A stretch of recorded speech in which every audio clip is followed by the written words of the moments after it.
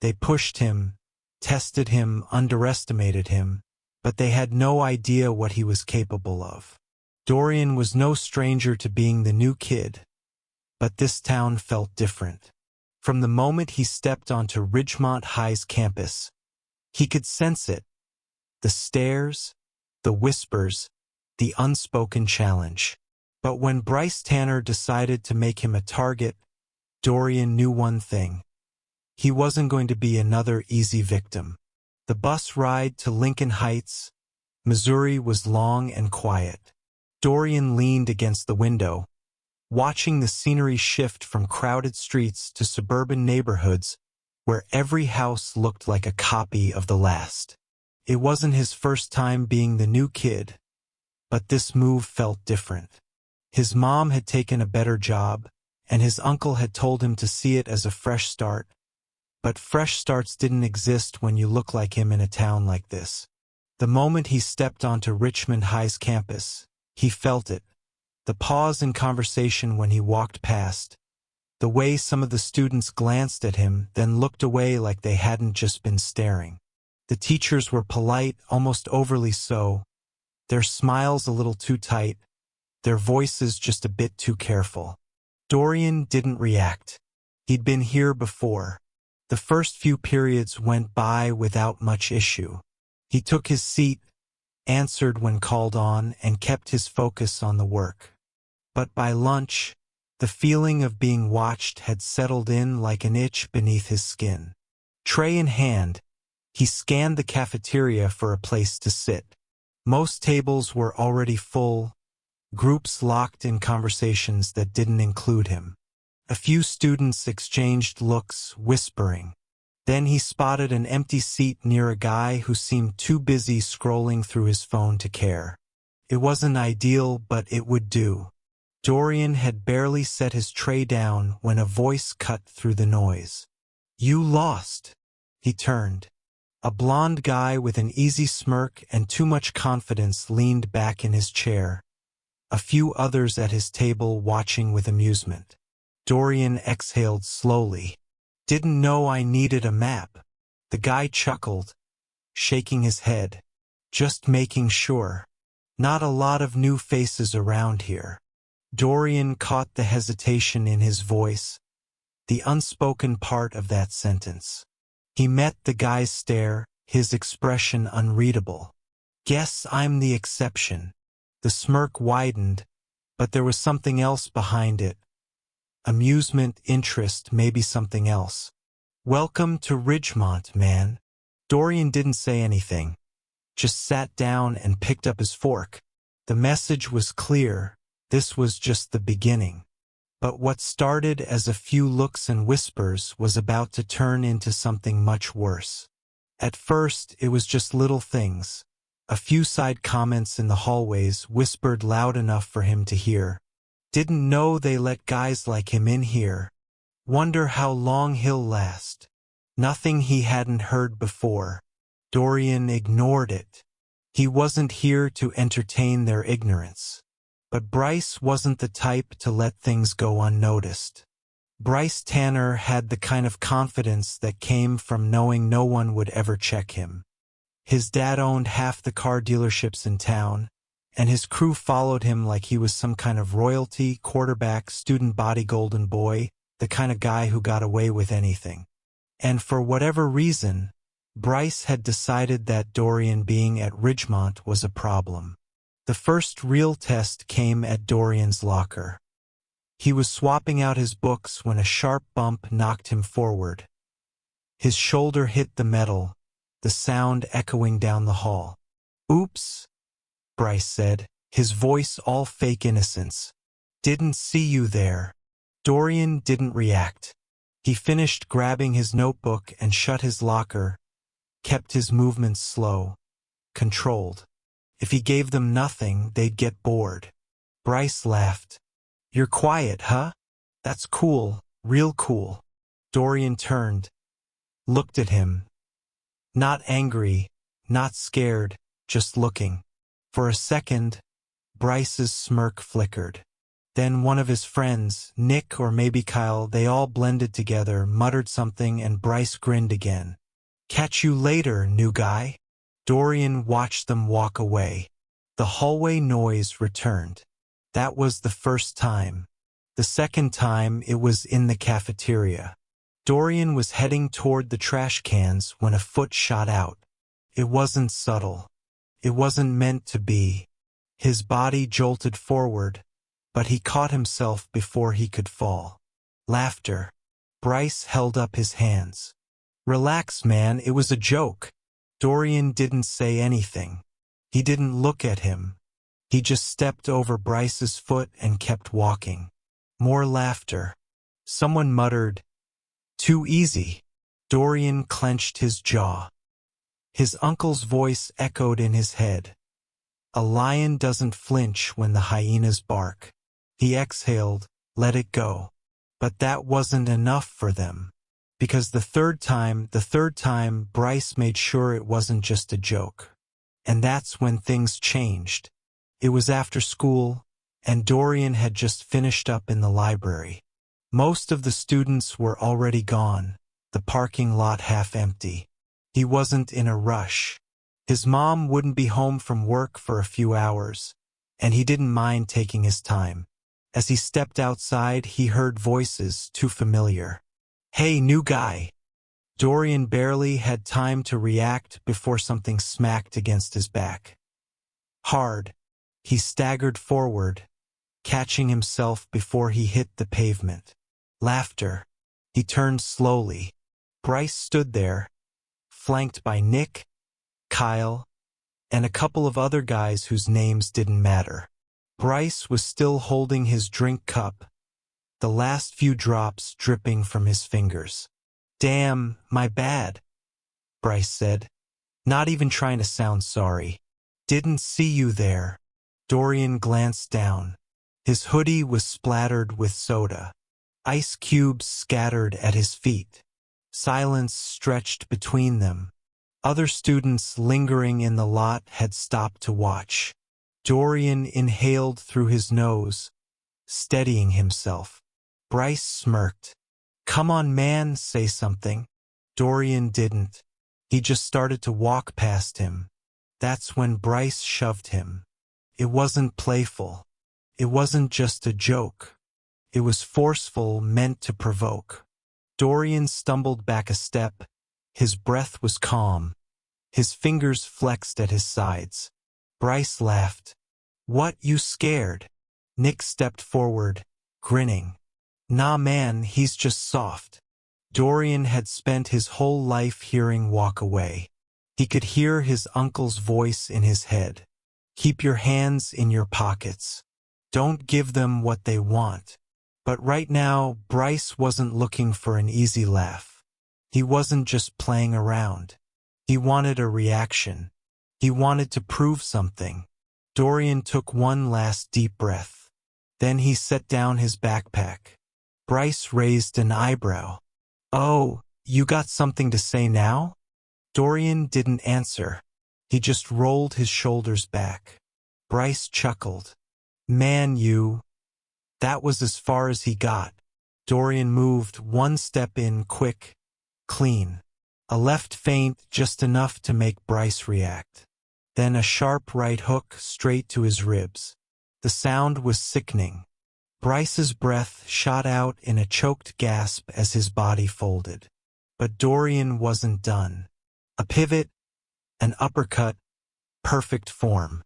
Bryce's head snapped back, and before he could even think about staying on his feet, his legs gave out. He hit the pavement hard. Silence. Nick and the others stared, mouths open. Dorian stepped back, adjusting his hoodie, his breath steady, controlled. Bryce groaned, rolling onto his side. Dorian finally spoke. "You done?" Bryce didn't answer. He just coughed. Dorian looked at the others. "Anyone else?" No one moved. Dorian grabbed his backpack and slung it over his shoulder. He walked away without another word. But what happened in that parking lot wasn't over. It was just the beginning. By the next morning, the entire school knew. Dorian didn't have to check his phone to figure that out. The way people looked at him said everything. The stares weren't just curiosity anymore. They were different. Some were impressed. Some were nervous. A few looked at him like they were seeing him for the first time. Bryce wasn't in school. That part didn't surprise him. Taking a hit like that in front of half the parking lot wasn't something you bounced back from overnight. Nick and Kyle, they kept their distance. Dorian walked into class like nothing had happened, sat down, pulled out his notebook. Business as usual. But that didn't mean people were done talking. At lunch, as he moved through the cafeteria, conversations quieted when he passed. People whispered. A few nodded like they suddenly respected him. Some freshman kids who hadn't even spoken to him before acted like he was some kind of legend. And then there were the others. Damn. Didn't know new guy had hands? Someone muttered as he walked by. Bryce had it coming. Another voice added. Heard he's not coming back for a week. Dorian ignored it. He wasn't here to be a hero. He wasn't looking for validation. Then, as he sat down, he heard something else. He's just another violent thug. The words were soft but not soft enough. Dorian turned his head slightly. A couple of girls at a nearby table. One of them, a brunette with expensive-looking jewelry and an expression like she smelled something bad, looked away when she realized he'd heard her. His stomach clenched.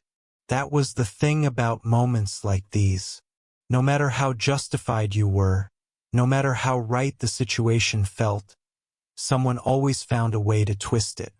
But he didn't regret it. Bryce had gone looking for a fight. Dorian just made sure he got one. Still, the weight of it all sat on him. He had spent years training, years controlling himself, years walking away. That wasn't weakness. That was strength. So why did it feel like no matter what choice he made, people had already decided who he was? But Dorian was about to learn that real strength wasn't just about throwing a punch. It was about what came next. By the next morning, the entire school knew. Dorian didn't have to check his phone to figure that out. The way people looked at him said everything. The stares weren't just curiosity anymore. They were different. Some were impressed. Some were nervous. A few looked at him like they were seeing him for the first time. Bryce wasn't in school. That part didn't surprise him. Taking a hit like that in front of half the parking lot wasn't something you bounced back from overnight. Nick and Kyle, they kept their distance. Dorian walked into class like nothing had happened, sat down, pulled out his notebook. Business as usual. But that didn't mean people were done talking. At lunch, as he moved through the cafeteria, conversations quieted when he passed. People whispered. A few nodded like they suddenly respected him. Some freshman kids who hadn't even spoken to him before acted like he was some kind of legend. And then there were the others. Damn. Didn't know new guy had hands? Someone muttered as he walked by. Bryce had it coming. Another voice added. Heard he's not coming back for a week. Dorian ignored it. He wasn't here to be a hero. He wasn't looking for validation. Then, as he sat down, he heard something else. He's just another violent thug. The words were soft but not soft enough. Dorian turned his head slightly. A couple of girls at a nearby table. One of them, a brunette with expensive-looking jewelry and an expression like she smelled something bad, looked away when she realized he'd heard her. His stomach clenched. That was the thing about moments like these. No matter how justified you were, no matter how right the situation felt, someone always found a way to twist it. But he didn't regret it. Bryce had gone looking for a fight. Dorian just made sure he got one. Still, the weight of it all sat on him. He had spent years training, years controlling himself, years walking away. That wasn't weakness. That was strength.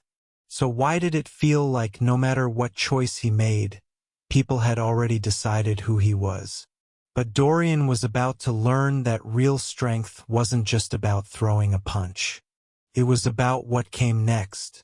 The rest of the week passed in a blur. Bryce still hadn't shown up. His friends didn't bother Dorian anymore. The stares faded a little. The whispers got quieter. But something still hung in the air. Dorian could feel it. One afternoon as he left the gym, Coach Harrison called him over. "Got a minute?" Dorian hesitated. He wasn't in the mood for a lecture, but something in the coach's tone made him stop. They walked outside, standing near the track where the football team was finishing practice. "I heard what happened," Coach said. "Figured you had your reasons." Dorian nodded. He wasn't about to apologize. Coach studied him. "You a fighter?" Dorian shrugged. "Been boxing since I was a kid." Coach let out a low whistle. "Yeah, that much was obvious. You're good. But let me ask you something.